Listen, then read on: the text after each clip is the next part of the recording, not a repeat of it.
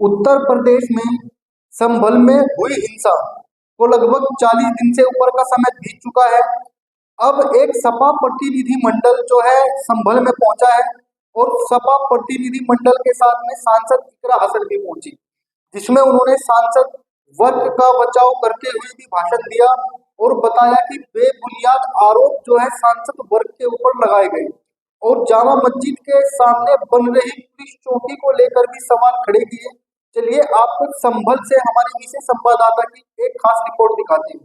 संविधान के हिसाब से, और संविधान में प्लेसेस ऑफ वर्शिप एक्ट है, तो जो चीज जहाँ पर 47 में थी, जो भी गिरजाघर, जो भी मंदिर मस्जिद था, वो उसी हालात में रहे। मैम, जो यूपी सरकार के मंत्री है, वो जो मौजूदा सांसद हैं संभल के, उनको उनके लिए कह रहे हैं कि अगर वो नहीं समझे तो आजम खान जैसा हाल होगा। उसी बयान लगातार इसी तरीके से थ्रेट देने का काम खासतौर पर राज्य सरकार कर रही है। जो विपक्ष के नेता है उन पर झूठी कार्रवाई की जाए, उनके खिलाफ मुकदमा हुआ है जो आज पहुंचे। मुझे यहाँ जानकारी मिली है, यहाँ पर प्रशासन पर कोई कार्रवाई नहीं हुई है। यहाँ पर जो लोग पीड़ित हैं, जो लोग वहाँ पर मौजूद थे, उन्हीं पर कार्रवाई की जा रही है। हमारी मांग है कि जो लोग यहाँ पर उस वक्त प्रशासन के लोग मौजूद थे, उन पर भी एक इंडिपेंडेंट इंक्वायरी हो कि उनके होते हुए ऐसा क्यों हुआ, ऐसी गोलियां क्यों चली। वीडियोस भी आई हुई है, लेकिन कोई कार्रवाई अब तक नहीं। सांसद जियाउर रहमान के खिलाफ भी बिजली चोरी का मुकदमा है। इसके साथ साथ आरोप लग रहा है कि उन्होंने दंगा भड़काया और हिंसा हो गई। देखिए, लगा सेशन चल रहा था, वहाँ पर मौजूद थे और उसके बाद से उन पर लगातार कभी बिजली चोरी का, कभी किसी और तरीके का,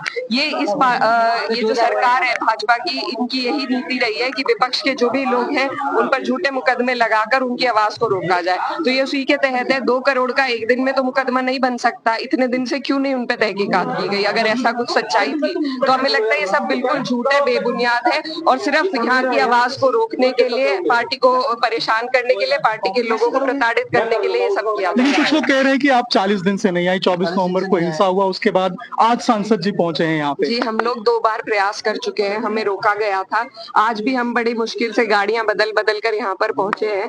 तो लगातार यहाँ पर ऐसा एक वो बनाया जा रहा था कि कोई नहीं जा सकता है, लेकिन उसके बावजूद यह आज हमारी तीसरी कोशिश है और हम लोग यहाँ पर पहुंचे हैं। तो ऐसा नहीं है, लगातार हम संभल के दर्द को, पीड़ा को अपने दिल में लिए हैं। हमने संसद में उठाई है सारी बातें और जो भी हम कर सकते थे करने का पूरा प्रयास कर रहे हैं और हम यहाँ के जो पीड़ित हैं उनके साथ है और लगातार इंक्वायरी की मांग। आखिरी सवाल है, जो शाही जामा मस्जिद है उसके सामने पुलिस चौकी बन रही है, इसके अलावा कुछ लोग उस जमीन के ऊपर दावा भी कर रहे हैं, क्या कहेंगे आप जो शाही जामा मस्जिद के सामने चौकी बन गई है? देखिए, जहाँ तक मेरे जानकारी में मामला आया है, यहाँ पर एएसआई का भी इन्वॉल्वमेंट है और जो प्रॉपर्टी एएसआई मार्क कर देता है, चिन्हित कर देता है, उसके इर्द गिर्द 100 मीटर तक कंस्ट्रक्शन अलाउड नहीं है।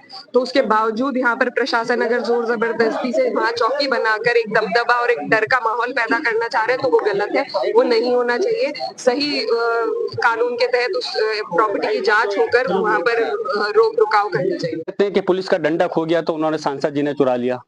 कल को ये भी कह सकते हैं कि क्या कहते हैं, मीडिया का कोई कैमरा चोरी हो गया तो सांसद जी ने चुरा लिया। इन लोगों से कोई भी, ये सिर्फ और सिर्फ इस प्रकार के जो काम कर रहे हैं, अपनी नाकामी को छुपाने के लिए इस टाइप की चीजों कर रहे हैं।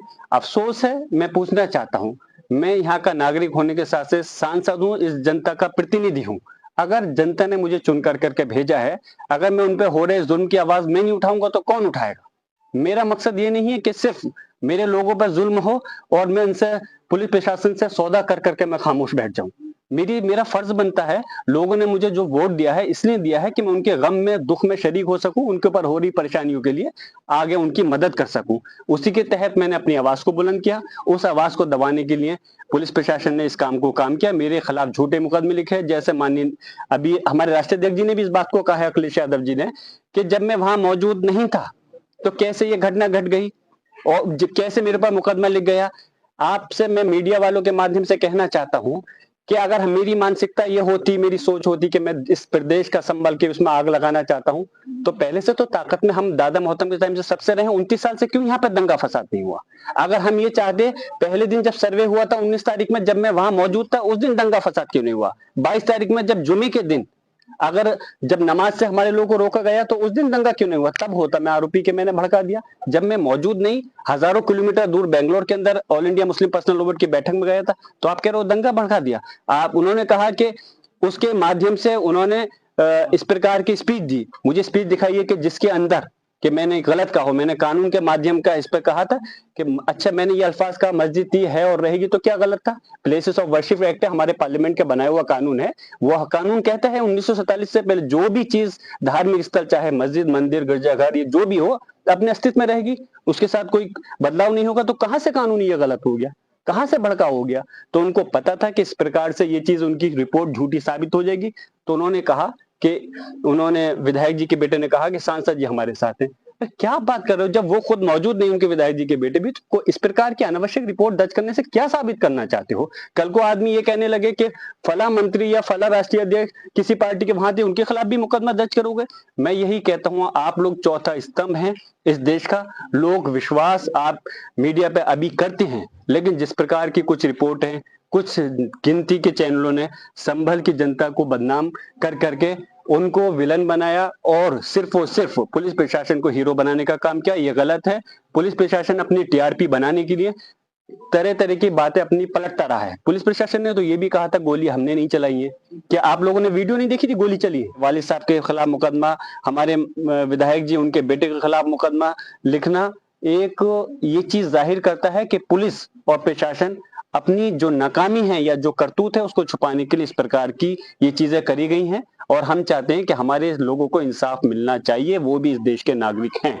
आप स्थानीय सांसद हैं, आपको इतना समय क्यों लग गया अपने इलाके में आने में? मैं गुजारिश करूंगा कि काश आप ये भी दिखाते अपने चैनल पर कि जिस प्रकार से यहाँ पे लोगों की जान ली गई है उनके खिलाफ क्यों कार्रवाई नहीं की गई। आप ये सवाल पुलिस प्रशासन और सरकार से करते तो मुझे खुशी होती। आप इस देश का चौथा स्तंभ हो। मैं सिर्फ इस पॉइंट ऑफ व्यू पे नहीं, यहाँ पे हम लोग राजनीति करने नहीं है। राजनीति करना होता तो हम पहले से बहुत कुछ प्रयास कर सकते थे। माननीय राष्ट्रीय अध्यक्ष अखिलेश यादव जी ने पहले ही डेलीगेशन बनाया था, शायद आप लोगों को मालूम होगा, हमने 3 बार प्रयास किया आने का, लेकिन हमको रोक दिया गया। पहला प्रयास किया तो 3 दिन की, माननीय माता प्रसाद पांडे जी ने कहा था 3 दिन की कही डीजीपी जो उत्तर प्रदेश है कि 3 दिन के बाद चले आइए। फिर हमने फिर से राष्ट्रीय अध्यक्ष जी ने एक डेलीगेशन बनाया, फिर आने का प्रयास किया तो हम लोगों को लखनऊ दिल्ली जगह जगह मुख्तलिफ जगह पर रोक दिया गया। हम लगातार प्रयास कर रहे थे आने का, लेकिन अफसोस है मैं यहाँ का सांसद हूँ, यहाँ का सांसद होने के साथ साथ मैं यहाँ का निवासी भी हूँ। मुझे भी आने के लिए क्यों रोका गया। मैं अपने लोगों के दुख में दर्द में शरीक होना चाहता था, मैं उनके गम में शरीक होना चाहता था, उनकी परेशानी को समझ कर करके मैं चाहता था उनको इंसाफ मिल सके, लेकिन अफसोस है यहाँ आने नहीं दिया गया। लेकिन खैर कोई बात नहीं, आज हम हाजिर हुए हैं और हम और हमारी पूरी पार्टी चाहती है कि संभल के लोगों को इंसाफ मिलना चाहिए। जो उनके साथ ज्यादती हुई है, जो जुल्म हुआ है, उसके खिलाफ आवाज उठनी चाहिए। आपसे मेरी गुजारिश है कि आपके चैनलों के माध्यम से भी हम लोगों के हक और इंसाफ की आवाज उठाइए। आप भी ये मत सोचिए सिर्फ मीडिया के लोग हैं, आप भी नागरिक हैं, आप भी किसी न किसी परिवार से जुड़े हुए हैं। और मीडिया के लोगों के साथ में कितनी ज्यादती हुई है, राष्ट्रीय अध्यक्ष जी ने कहा, आप लोग भी तो वाकिफ हैं। फिर अगर आप लोग नहीं उठाओगे तो कल को कोई भी किसी के साथ बख्शिश का खाना नहीं रहेगा। हम सिर्फ आप लोगों के आवाज को उठा रहे हैं।